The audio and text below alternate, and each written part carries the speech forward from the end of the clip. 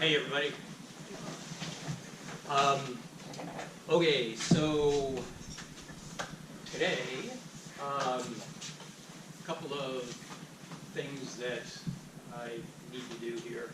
I'll create a submission on Canvas for exercise 2, and I'll also create a submission for homework 1. And again, we're not grading the homework, but just going through the process of doing it, turning it in, right? That's really what I want you to do. So we're going to talk about addresses today, and we'll also talk about it next class time as well. It hits a complexity that will take a little bit of effort on your part to sort of wade through and understand what I'm saying and what is written in the Donahue chapter 2, 3, and 4.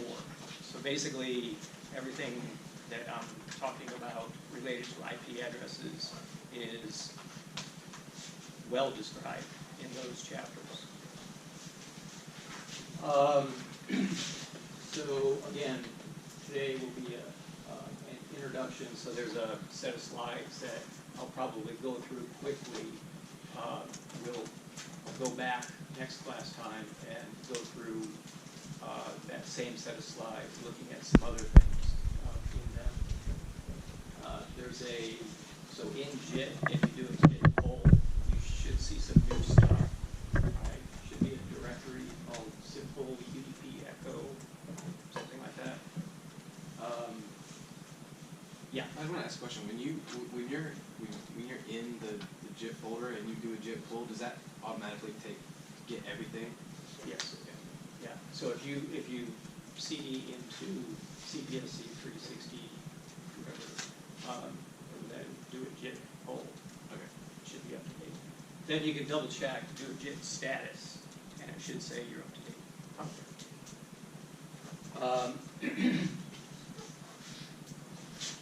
Then I'll talk about exercise 2 and also homework 1, especially question 3. Because really that's what all of this is heading towards, is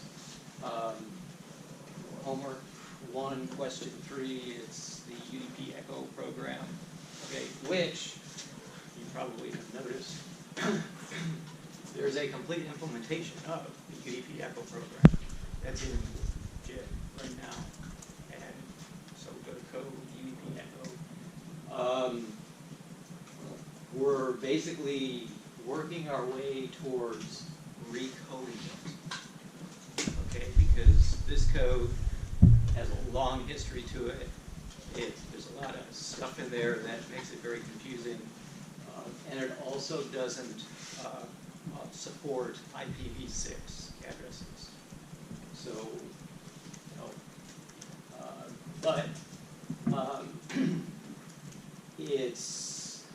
it basically, if you can decipher what's in UDP echo,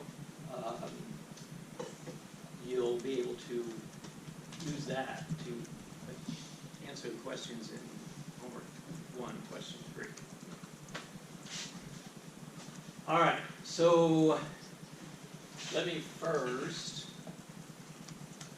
present the underlying problem that is associated with IP addresses. First of all, there's 2 versions of TCP/IP. Okay, so there's a IPv4 and IPv6. IPv4 is more or less what we use. Okay, it's IPv6 was developed 15 plus years ago.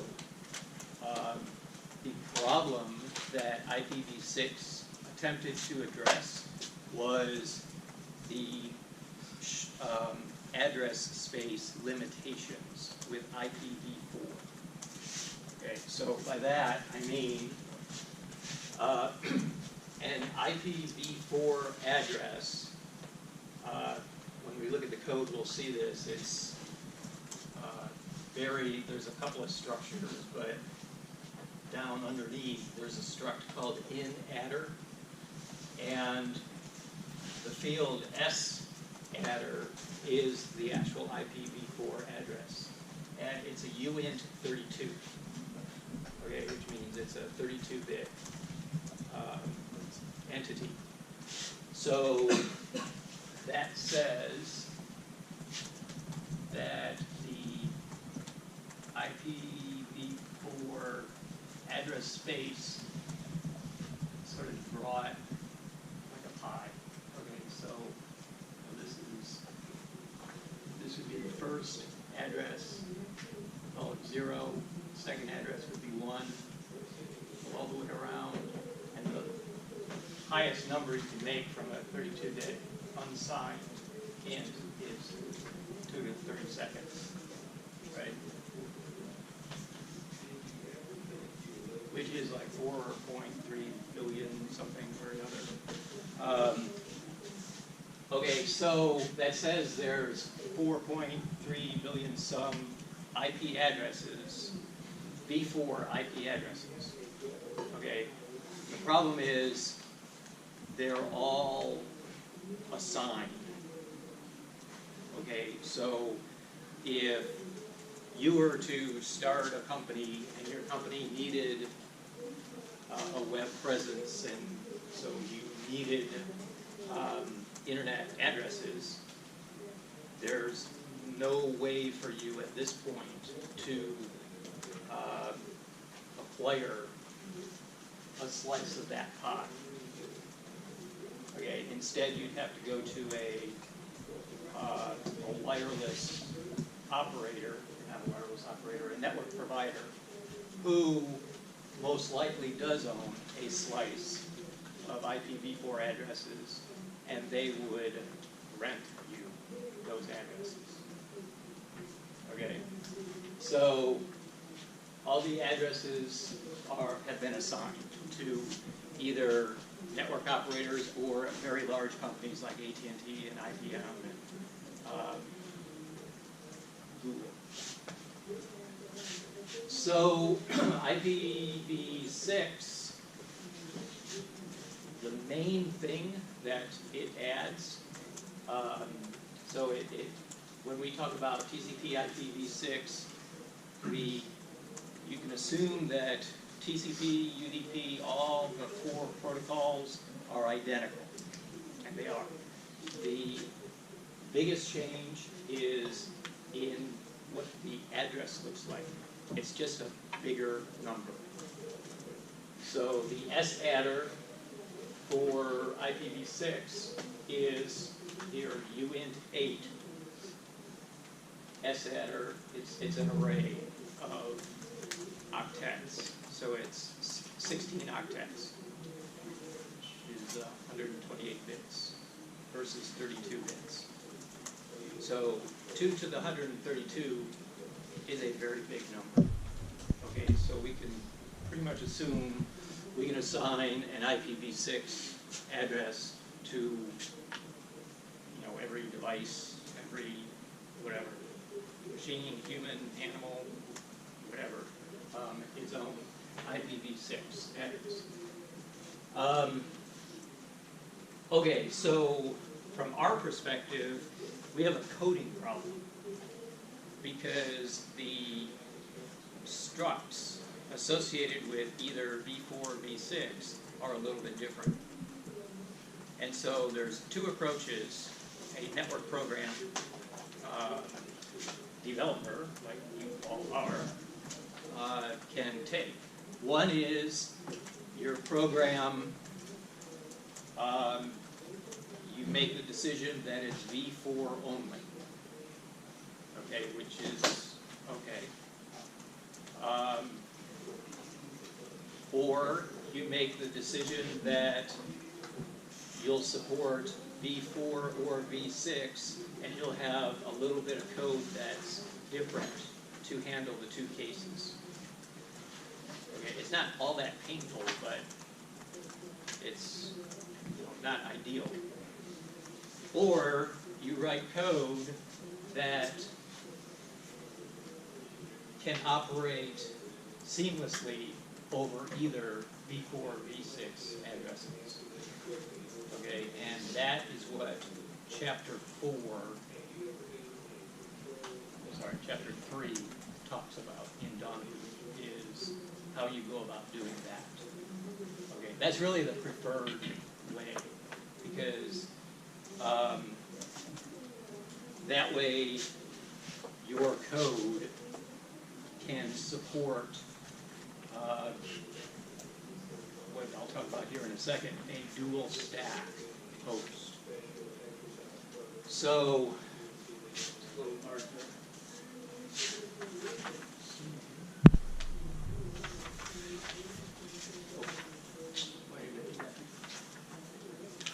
that looks like something I would do. And they tried to erase it.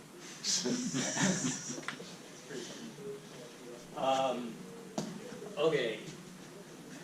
So, bear with me here. This is a little difficult picture. Here's a host, a computer, okay, and it has TCP/IP. We'll call it a dual stack TCP/IP implementation. That means that the network interfaces, whether they're wired or wireless, will have one or more IPv4 addresses assigned to it and one or more IPv6 addresses assigned to it. So it will interact with hosts that connect, where the host might be support only v4, or a host that only supports v6, or a host that is also a dual stack. Okay, and so let's see. Basically, the way that a dual stack operates is it's going to sort of convert the v4 address into a v6 address internally, but it's sort of seamless to the applications. Okay, and this gets into some complexity that we're not going to get into, but in the Donohue book, there's enough wording talking about this to actually make it sound confusing, and it's really not. I mean, it's conceptually, it's just trying to support all combinations. There's a typo in Donohue, which I knew before and I totally forgot. And when I was preparing for this, I realized, okay, this is a major typo. It's on page 24. So when he's talking about this struct, he calls it a uint32 underscore t, so an array of 4 octets, which is absolutely incorrect. So it's supposed to be a uint8.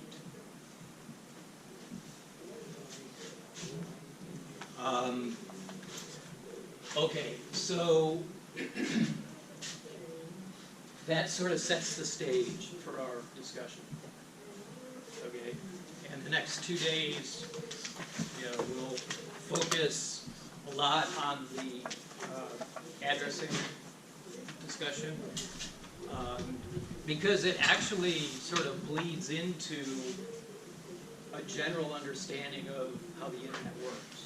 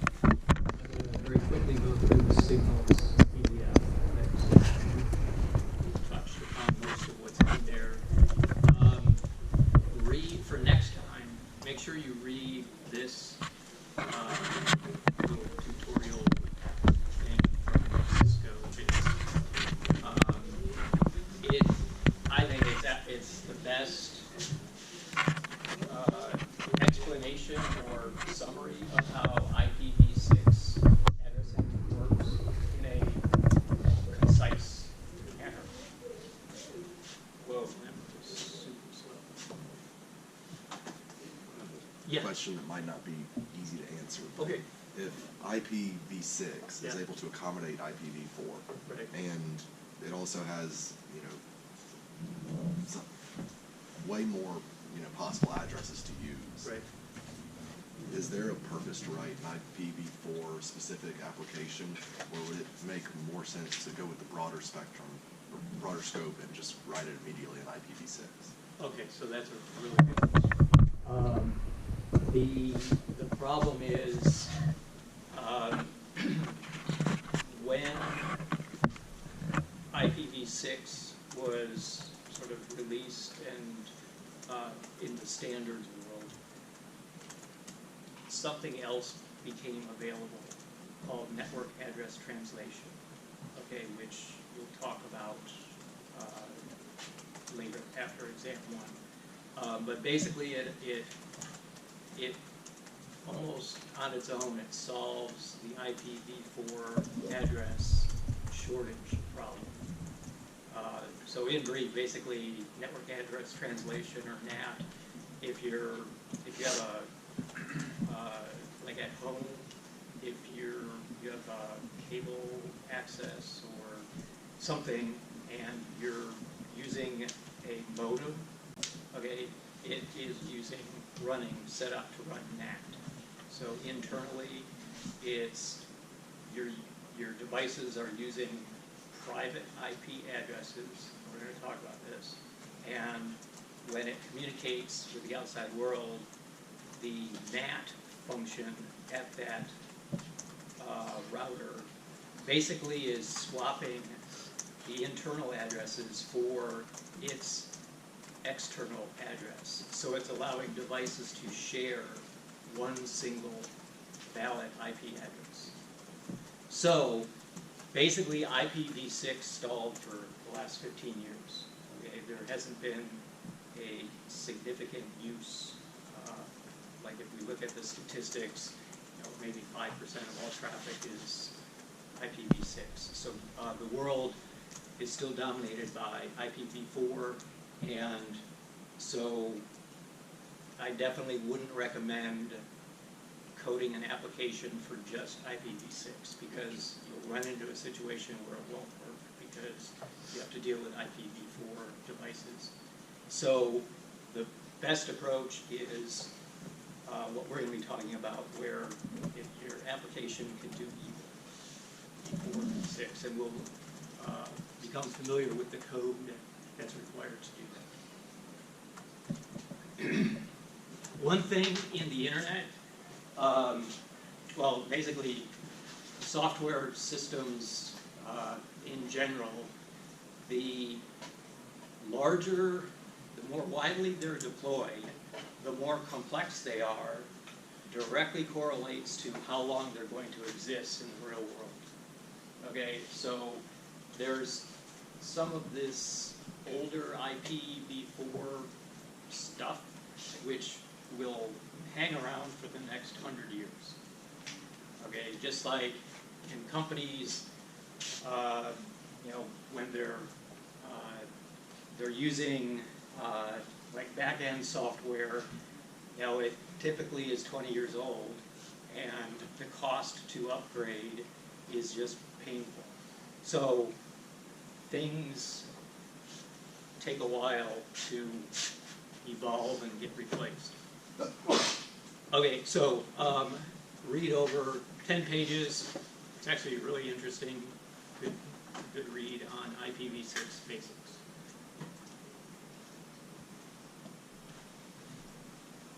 All right.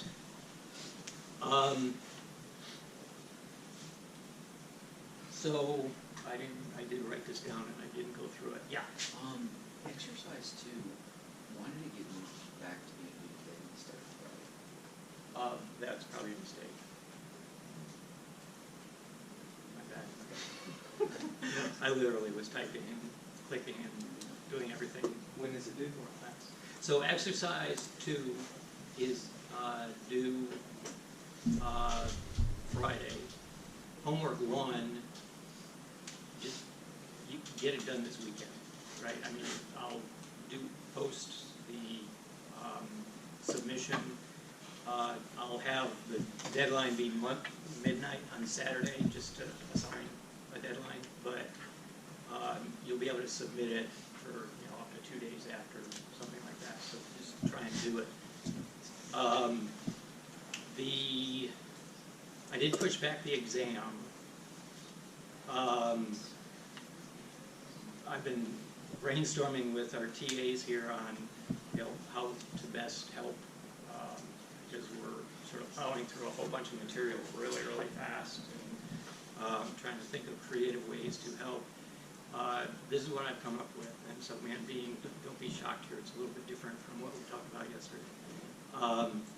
So what I'm going to do is basically create like a bank of questions, okay? And the exam will draw questions from the posted bank of questions, okay? This will allow you to really learn this stuff by going through and working on those questions. Yes? How long are your exams, you think? All right, good question. So the, like this exam that I have in mind will have 3 parts.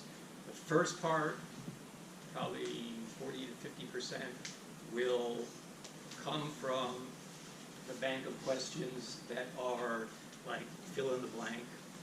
So it's like stuff from chapter 1 in the text, lecture stuff, things that if you're paying attention and reading, and it hits the main concepts that I'm trying to teach. So that's the first part. The second part is usually 1 or 2 questions that involve calculating something. So we'll be doing an example here shortly where I put up a picture of a sort of a simple network, and we identify the link speeds and the propagation delays, and the question would be, if the sender sends a message of 1,000 bytes, what is the expected round trip time if you assume ideal conditions? Okay, so that's a typical of section 2.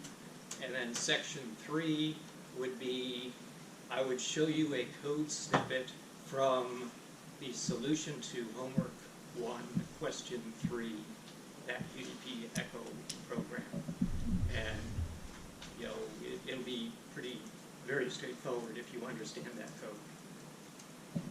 Okay, and so there'll be plenty of time, I hope, for you to look at the material, right? So my goal here is by the end of this week, everything's out, right? We've talked about things and you can digest it, and next week, ask questions. We'll set up a study session sometime early next week where you can come and either yell at us or ask questions or whatever you want to do. But that's what I'm going to do. All right. So I do have a plan here, right, in terms of our progress. So we started with exercise 1, and there were some concepts we talked about. There were some code examples, CPP, EX1, and Fork, and exec, right, which were meant to sort of illustrate the concepts, and the concepts were more operating system oriented.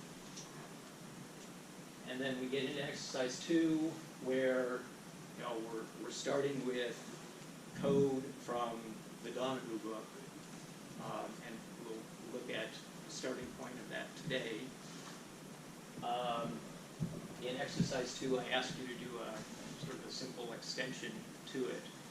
In the solution that I have for exercise 2, I go a couple steps beyond, because I want that to be the starting point for question 3. So you would use the solution from exercise 2 to complete question 3. Okay? All right.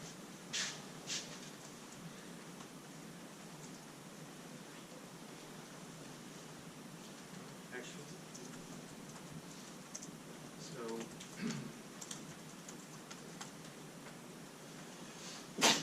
let's. Thank you. Okay, so this is from section 6.2 of Donahue, which again you should take a look at. This is just sort of OS, basic OS stuff, which you haven't seen before because you haven't taken the OS class. We've talked about processes. We've introduced the concept of signals. Signals are a way that processes can communicate, or the system, the kernel can communicate to a process.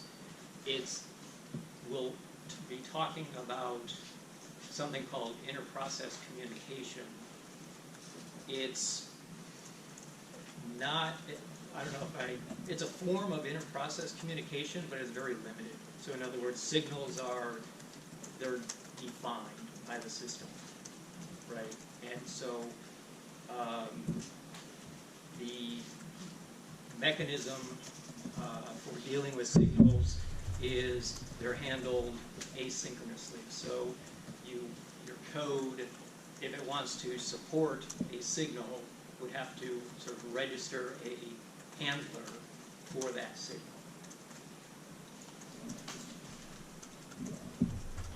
So the signals that we'll be seeing in this semester, SIG alarm. So we'll see that code today. When our program, for example, a program is going to send a message, if it wants to set a time or an alarm of 2 seconds, and if it does not get a reply within that time period, the alarm will pop. And so the system will invoke the asynchronous handler that your code would provide for that signal. SIG child, so we talked about this a bit when parents for child processes, the child process terminates, and so a SIG child signal would be issued to the parent process, and the parent process to cleanly complete the teardown of that child process should perform the wait or wait PID system function. Okay, SIGINT is Control-C. So you're running a program and you want to stop it, issue a Control-C, and what is happening is the system is issuing a SIGINT signal to that program. By default, it's called the disposition, the behavior. The default disposition for every program is to terminate when a Control-C or a SIGINT is received. We'll see in our code, we actually write our own Control-C handler. So because that would be the opportunity for us to compute final stats and then terminate. Yes? Because these are handled asynchronously, and so the program has to register with the signal handler, Right.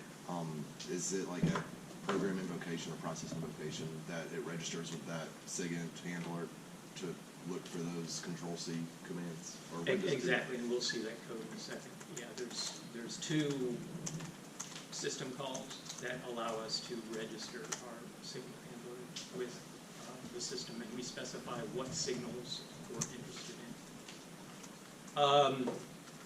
Okay, if we talked about the kill function.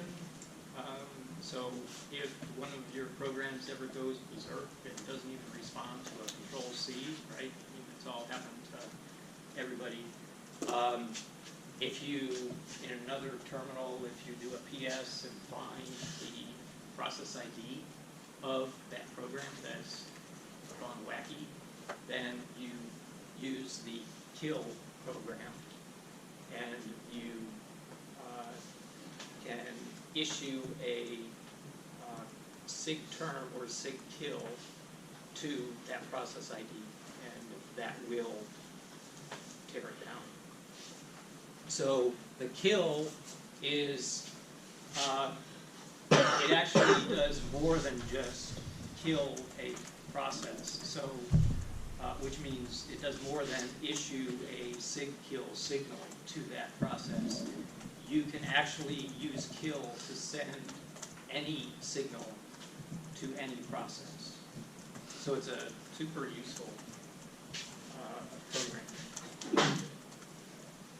So when you say, so sig kill can essentially not necessarily just terminate a process, but it can also be say like send a sig alarm to a process as well. So, okay, yeah, so good question. So there's this system program called kill, okay, and you can give it a parameter that specifies any of the hundreds of possible signals and targets the process ID.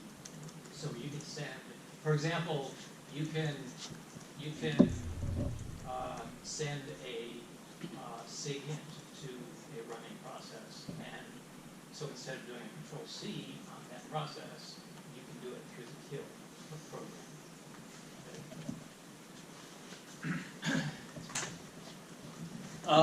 So yeah, do a man of kill and play around with it. It's super useful. A related program is called kill all, and so do a man of that as well. Yeah. So, is there anything like with kill that's kind of like dangerous to use? Like, I imagine there's some process out there that if you Yeah. kill it, it could mess a lot of things up. Okay, that's a super good question. So, access control in Unix is based on user IDs and privileges. And so in the world of Unix, there's three groups. There's user, a group, maybe a specified group, so a group name, or the world. If you are a normal user, you can kill only processes that you own. So if you were to try and kill another user's process using the kill command, it would fail. Unless you have root privileges. So on our VM, you can kill any process in the system by issuing sudo and then kill it would be a -9 is the sig kill number, and then the process ID. So you can really screw up a system if you kill for example, a system process.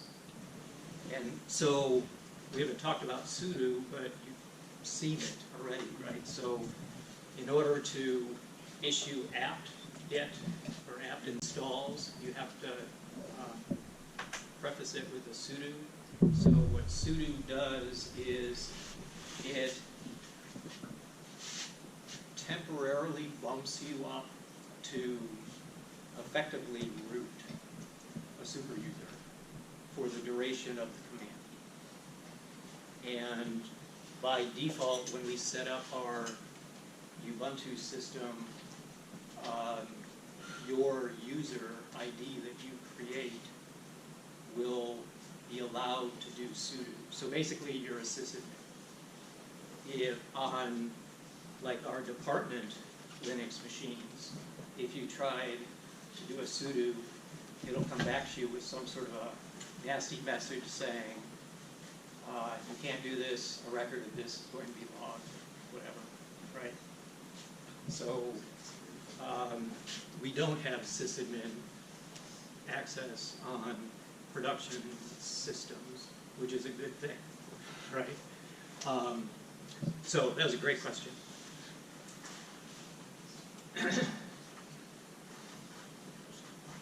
All right, so this shows the syntax for kill. All right, I guess the last thing I'll say about signals is the terminology. So every signal has a disposition or an action. There's really three choices. One is you specifically catch the signal, so you would have to add code to issue the system call to establish your handler for that signal. You can ignore the signal, so maybe you don't care about it.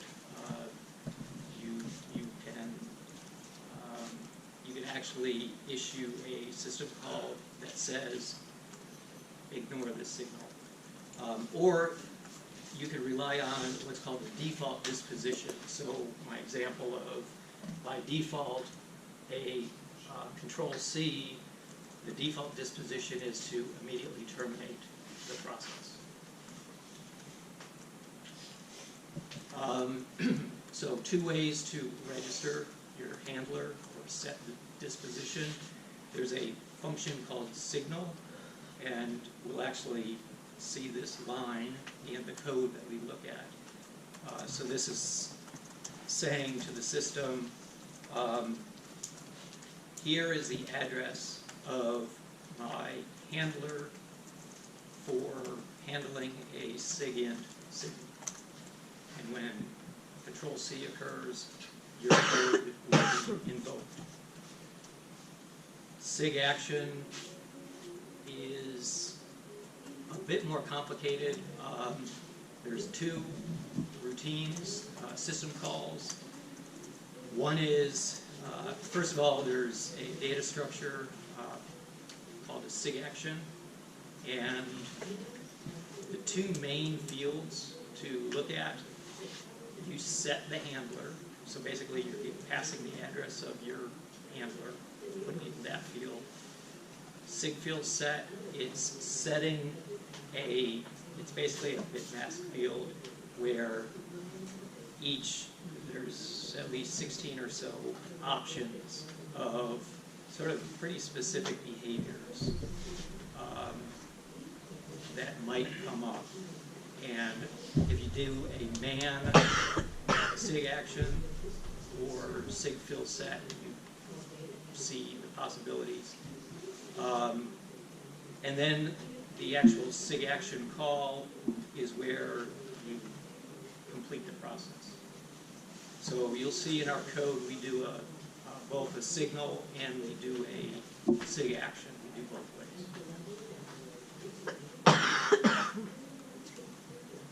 Okay, this is a real simple example showing this would be a network application. We'll assume that the socket has been created and it does a receive. So it's going to assume that a receive will block until data arrives. It could unblock if an error occurs, or if the timeout pops, it'll unblock with an error. And I don't know if you're familiar with the magical global variable in Unix called error no. Okay, so any Unix system call, the typical return is, if there's an error, it's going to return a -1. And then you can look at a global variable called error no, and it's going to be a value. And there's a table that tells you, basically, it's a sentence that says exactly what the error is. If you do a man of the system call, it will almost always specify the possible error nodes that might occur. So this is how you debug if a system call is not working right. So this is an example of, we do the receive, the timeout pops, we increment a counter counting the number of timeouts. So you have to set the alarm with the number of seconds. When you're done, you have to turn it off, just set it to 0. All right, so that's what I wanted to say about signals. All right.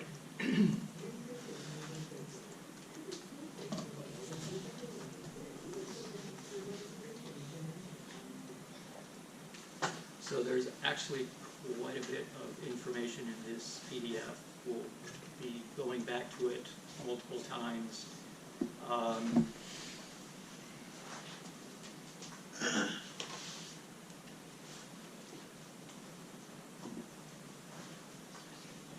right, so okay, so big picture here, in a network that provides a unified network, right, where basically anyone that connects to the network can communicate with each other, so just like the internet. It requires each host, each endpoint to be uniquely identified. And so that's, the general problem there is called naming. Okay, so with TCP/IP, their naming can be done in one of two ways. By a domain name, so a human readable name, like ada8.computing.clemson.edu, or by the IP address. So if we were to log into ada8, do an ifconfig, you would see its IPv4 address and a number of IPv6 addresses. And this is actually what we'll do next time. We could specify either the v6 or v4 address when we wanted to specify that server. So when we say naming, it could be a domain name or it could be the IP address typically shown in if it's v4 in dotted decimal notation, like 130.127.48.1. And we'll look at IPv6 addresses later, next time.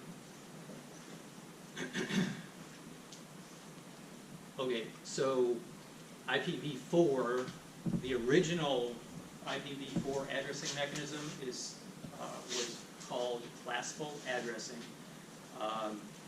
So for either a v6 or a v4 address, the address contains two pieces of information: the network ID and the host ID. Okay, and so when packets are within the internet, the only thing the routers need is, in the destination address, the network ID, because in its routing table it knows it knows the next hop to forward that packet to get closer and closer to the destination network. So classical basically says that remember I drew the IPv4 set of possible addresses as a circle or a pie. A portion of those are considered Class A, a portion are considered Class B, Class C, D, and E. The difference is each has a different size network ID. So in other words, an IPv4 address is 32 bits. Okay, the most significant bits are the network ID. The question is, how many bits are used to specify the network ID, right? Where's the delimiter separating the network ID from the host ID? Classful solves that by the first 2 or 3 bits, most significant bits, encode whether it's a class A, B, or C. A class A, the network ID is 1 octet, which leaves 3 octets for host IDs. So a class A network is huge. A class B network, the first 2 octets define the network address, leaving 2 octets for the host IP. Clemson has a 130.127/16 network address. So we have a class B address, which means that we can have 2 to the 16th, or roughly 64K valid host IP addresses. So that's the concept of classable. And this shows visually what I just tried to explain.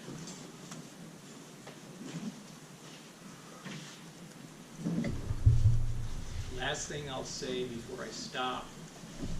So again, imagine that pi with all the valid V4 addresses. Not all addresses are valid. So all zeros and all ones have special meaning. So all ones typically means broadcast. There's a sliver of that pi for loopback. Okay, so I think in the exercise you'll learn a little bit about that. Then there's something called private addresses, which I'll talk more about. All right, that's it. See you next time.